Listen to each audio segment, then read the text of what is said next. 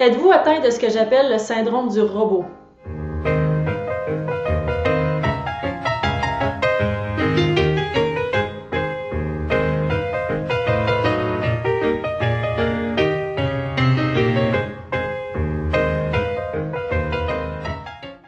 Bon, j'exagérais un petit peu, mais si vous avez tendance à bouger de cette manière-là, c'est soit que vous avez mal au cou ou que vous avez perdu de la mobilité cervicale, c'est-à-dire la capacité à bouger la tête et le cou comme ça dans des mouvements combinés.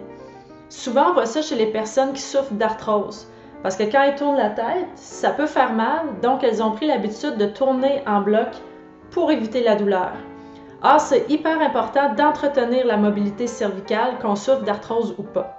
Et c'est pour ça que je vais vous montrer quelques gestes à faire au quotidien qui vont vous aider à entretenir ou voire améliorer votre mobilité cervicale.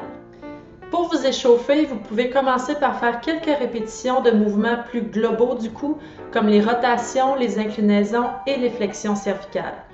Ça va être important de toujours respecter vos capacités et votre seuil de douleur. Les prochains exercices que je vais vous montrer sont en fait des mimiques.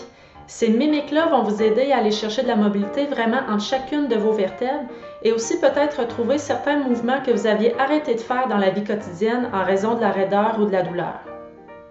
Le premier mouvement consiste à avancer la tête puis à la reculer. Imaginez que vous voulez sentir une fleur, puis finalement, la sentant, vous réalisez qu'elle sent vraiment pas bon. Ça pourrait donner quelque chose comme ça. Arc. Vous voyez, on a un mouvement d'avancée du cou et de recul. C'est des mouvements comme ça qu'on ne fait plus quand on a mal au cou. On va se reculer plutôt comme ça, puis après ça, on va se pencher comme ça pour sentir. Alors, essayez sans bouger le tronc, d'avancer votre cou comme pour sentir une fleur ou un chaudron de soupe. Puis ensuite de ça, vous faites vraiment un mouvement de dédain, de recul, vous rentrez le menton, arc, ça pue. 3 autres exercices pour améliorer la flexion du cou. Le premier, on fait comme si on voulait boutonner une chemise. Vous regardez en bas, vous boutonnez votre chemise jusqu'en haut. Alors en faisant ça, bien sûr, vous n'avez pas le choix de rentrer votre menton pour essayer de voir le dernier bouton imaginaire dans le haut. Ensuite, on va faire comme si on voulait mettre des boucles d'oreilles. Vous savez qu'on a mal au cou, si on veut mettre une boucle d'oreille, on a plus tendance à faire ça comme ça, puis à y aller. Alors que naturellement, on ferait plus ça. Alors faites comme si vous vouliez mettre une boucle d'oreille, puis essayez d'aller le plus loin possible comme ça dans la flexion-rotation, sans bien sûr aller jusque dans la douleur. Finalement, faites comme si vous aviez une poussière ici sur votre épaule, puis vous voulez l'enlever. Alors on tourne la tête et on la fléchit un petit peu aussi en rentrant le menton.